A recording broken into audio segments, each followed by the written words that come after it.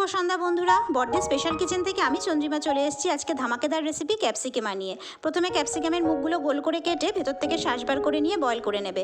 তারপরে কড়াইতে তেল গরম করে রসুন কুচি ছাড়বে, একটু ভাজা ভাজা হলে পেঁয়াজ কুচি ছাড়বে, তারপরে একটু লঙ্কা কুচি দিয়ে দেবে। বেশ নাড়াচাড়া করার পরে এর মধ্যে দেবে ধনের গুঁড়ো, জিরের গুঁড়ো, লঙ্কা গুঁড়ো আর হলুদ গুঁড়ো।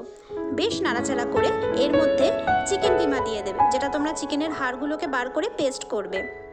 এরপরে একটু নরম ভাব আনার জন্য আলু দিয়ে দিও, বয়েল আলু এর মধ্যে যোগ করে দেবে। বেশ নাড়াচাড়া করার পরে একটুখানি নুন দিয়ে দিও। এরপরে এর সাথে অ্যাড করবে পেঁয়াজ কুচি, যেটা ক্রিস্পি ভাব নিয়ে আসবে।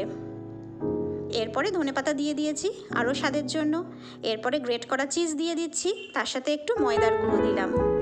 দেখো এবার পুরটা রেডি হয়ে গেছে। এই পুরটাই আমি ক্যাপসিকামের মধ্যে ভরে নেব। একটা বোলের মধ্যে নামিয়ে আমি ক্যাপসিকামের মধ্যে পুরটা ভরে নিচ্ছি। এরপরে কড়াইতে একটুখানি মাখন দিয়ে নাড়াচাড়া করে ক্যাপসিকামগুলোকে নানাভাবে কখনো সোজা করে কখনো কাত করে দিচ্ছি।